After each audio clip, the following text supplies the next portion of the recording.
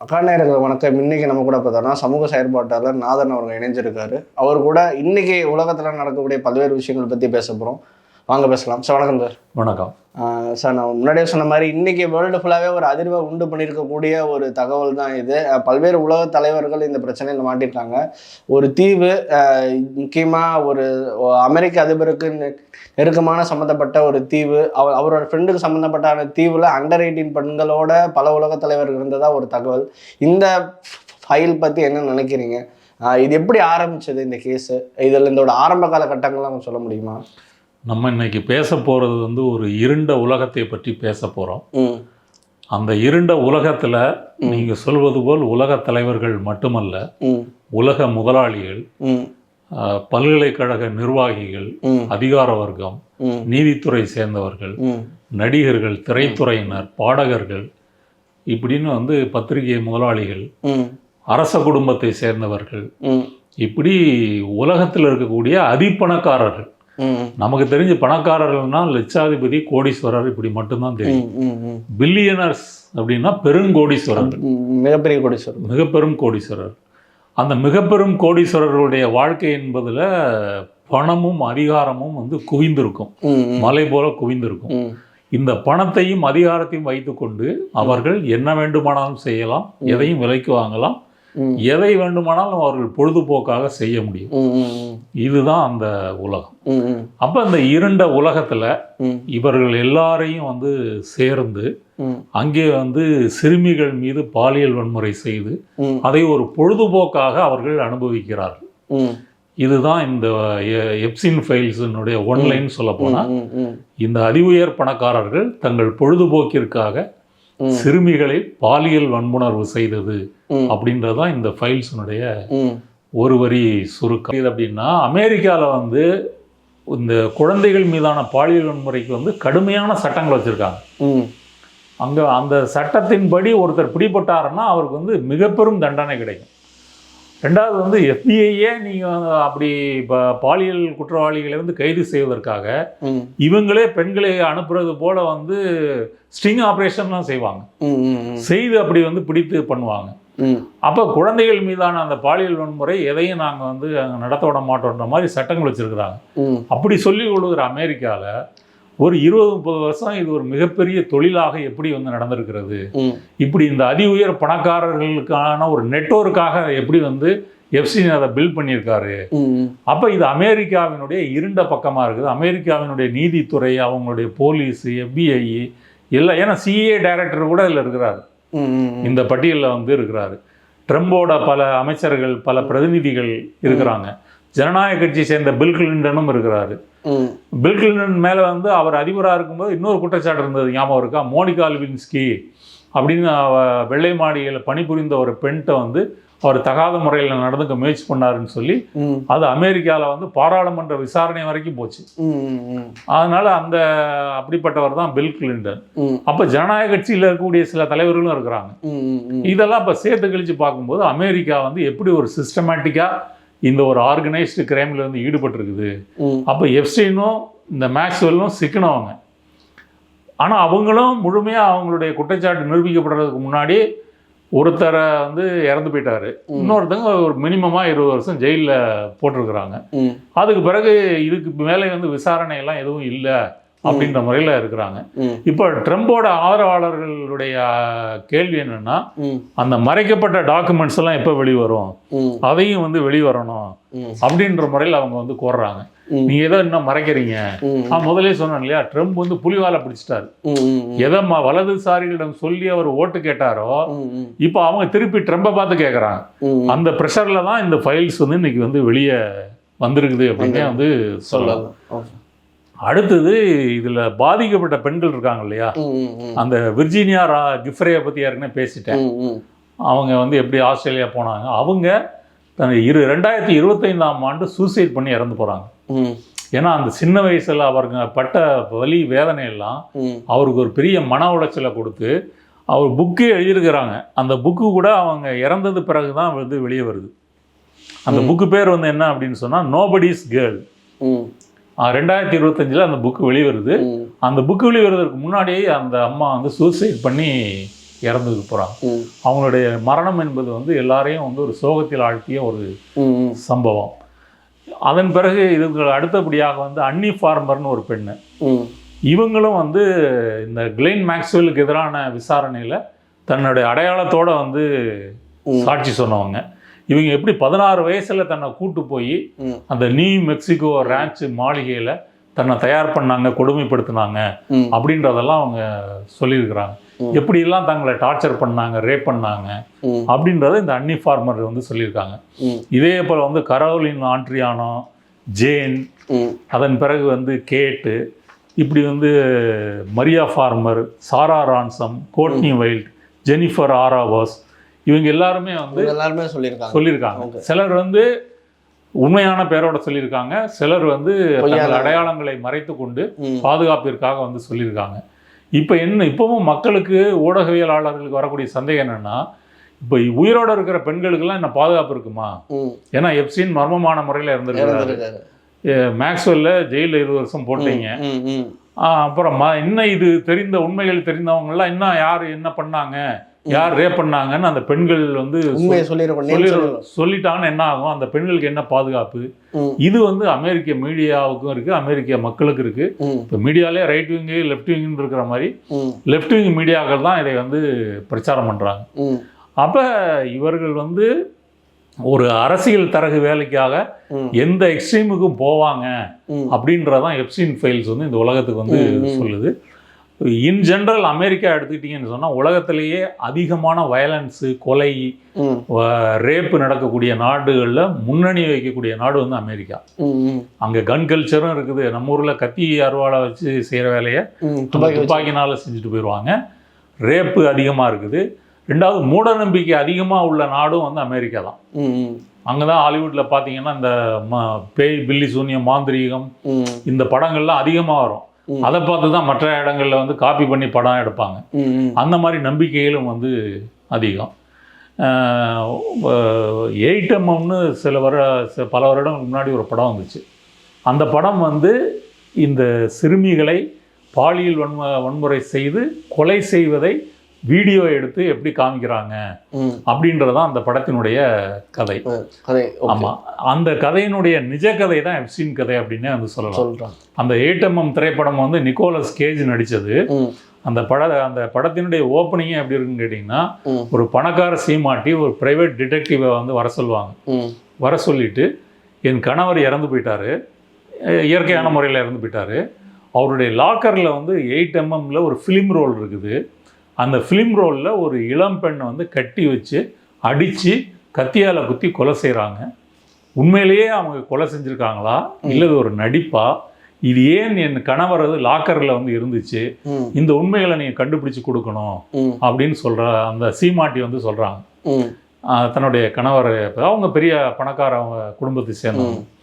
அவர் வந்து கண்டிப்பாக நான் அதை கண்டுபிடிச்சி உங்களுக்கு சொல்கிறேன் அப்படின்னு விசாரிக்கிறார். சுற்று வட்டாரத்தில் வந்து காணாமல் போன பெண்களின் பட்டியலை வைத்துக்கொண்டு இந்த ஃபிலிமில் இருக்கக்கூடிய புகைப்படம் இருக்கு இல்லையா, அதை வச்சு மேட்ச் பண்ணி கண்டுபிடிக்கிறாரு. உண்மையில ஒரு பொண்ணு அப்படி வந்து மிஸ் ஆகிருக்கிறாங்க.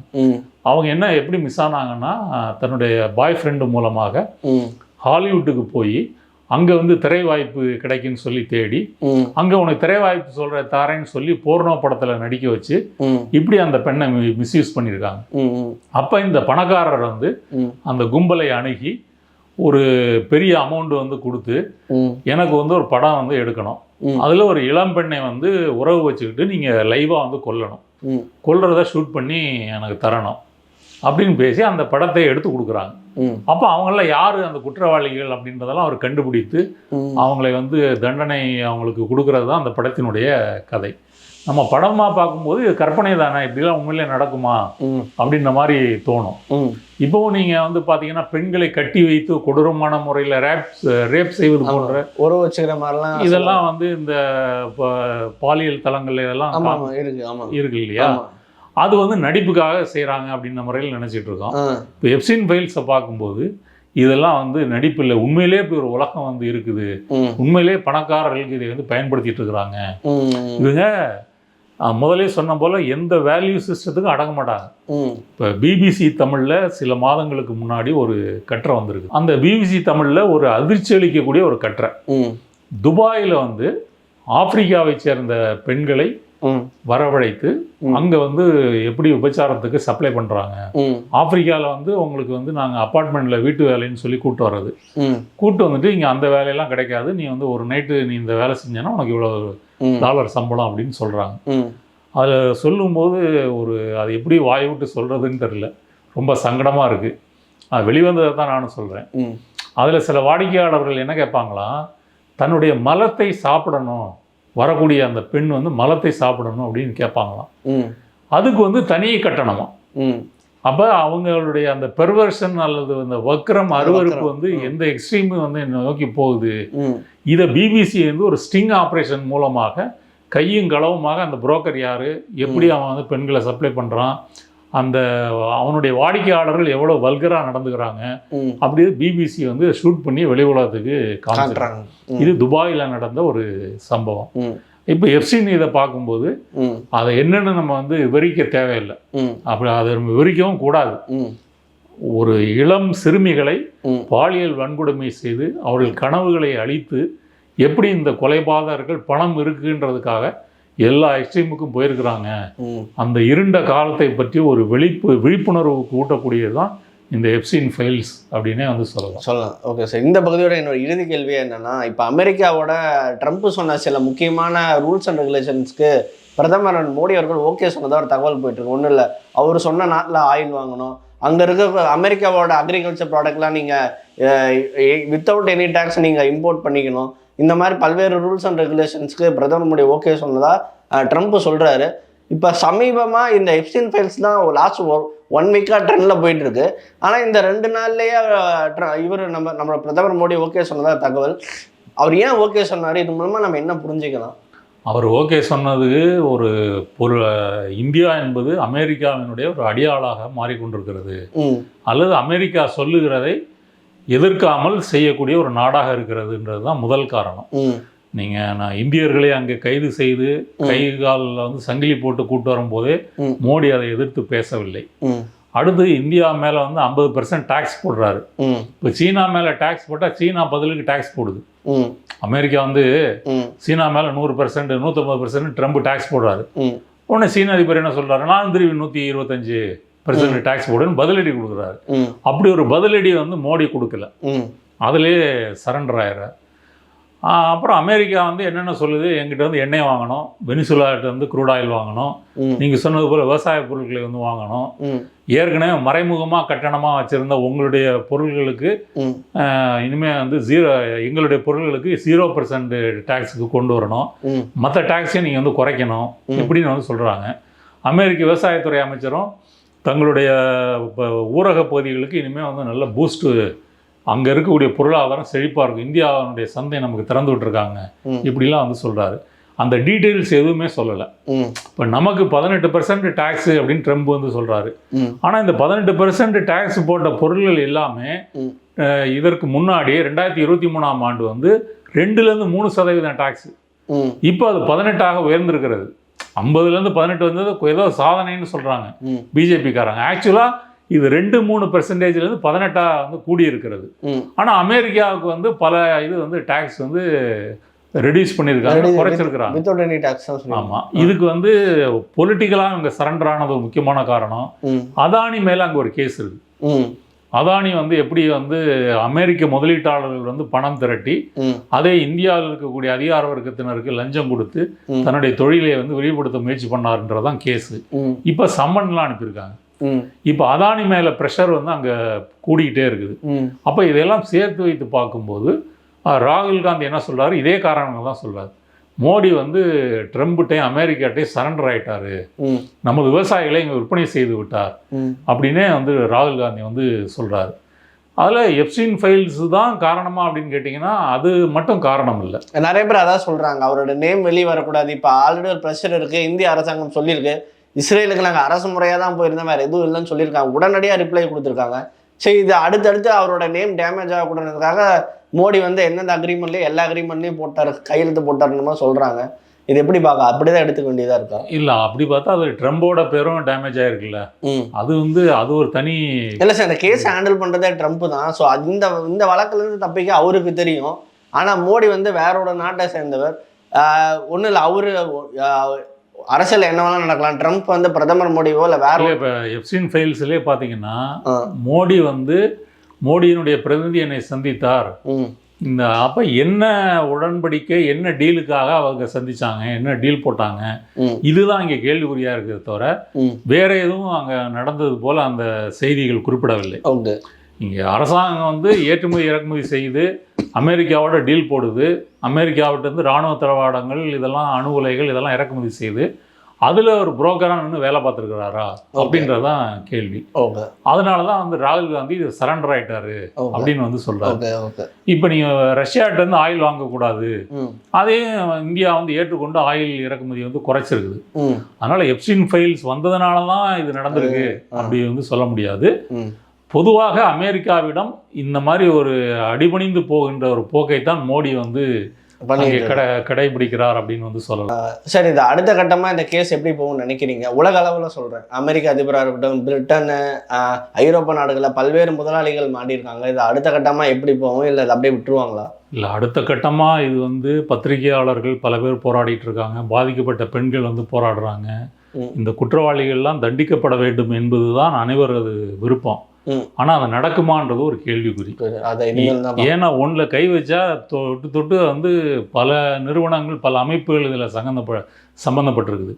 அமெரிக்காலே கேஸ் போடணும்னா ட்ரம்ப் போட்டவர் தான் அரசு வழக்கறிஞர், ட்ரம்ப் நியமித்தவர் தான் நீதிபதி, இப்படி ட்ரம்ப் போட்டவர் தான் FBI சீஃபு, CIA டைரக்டரும் அவர் தான். அப்படிங்கும்போது அவங்களாம் யாருக்கு ஆதரவாக செயல்படுவாங்க? ட்ரம்புக்கு ஆதரவாக தான். ட்ரம்புக்கு ஆதரவாகவும் குற்றவாளிகளுக்கு ஆதரவாகவும் தான் செயல்படுவாங்க.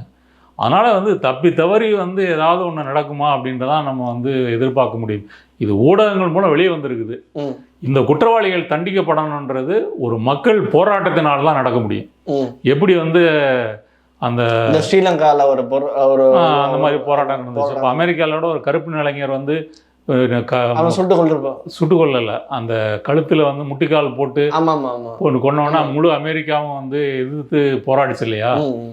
அந்த அது போன்று இந்த எப்ஸ்டீன் ஃபைல்ஸுக்காக அமெரிக்க மற்றும் நீங்கள் உலக தலைவர்கள் சம்மந்தப்பட்டிருக்கிறதுனால, குறிப்பாக ஐரோப்பிய நாட்டு தலைவர்களும் அதிகம் பேர் இதில் இருக்கிறாங்க. அப்போ ஐரோப்பிய நாடு மக்களும் வந்து இதை போராடி அவர்கள் தான் இந்த குற்றவாளிகளை தண்டிப்பதற்கு ஒரு அழுத்தத்தை வந்து கொடுக்கணும். அப்படி கொடுத்தால் மட்டும்தான் இது அடுத்த கட்டத்தை நோக்கி நகரும். மற்றபடி நீங்கள் போலீஸையோ நீதித்துறையோ நம்பினீங்கன்னா இது அடுத்த கட்டத்தை நோக்கி நகராது. ஓகே சார், ரொம்ப ரொம்ப நன்றி சார். பல்வேறு தகவல்கள் பார்க்குறோம், எல்லாருக்குமே புரிஞ்சிருக்கும். நிறைய பேருக்கு புரியாது இது என்ன எப்ஸ்டீன் ஃபைல்ஸ் என்னன்ற மாதிரிலாம் தெரியாது. பட் ஆனால் ஒரு டீட்டெயிலான எக்ஸ்ப்ளனேஷன். ரொம்ப நன்றி சார். இதே மாதிரி இன்னொன்று காண சொல்லி நன்றி.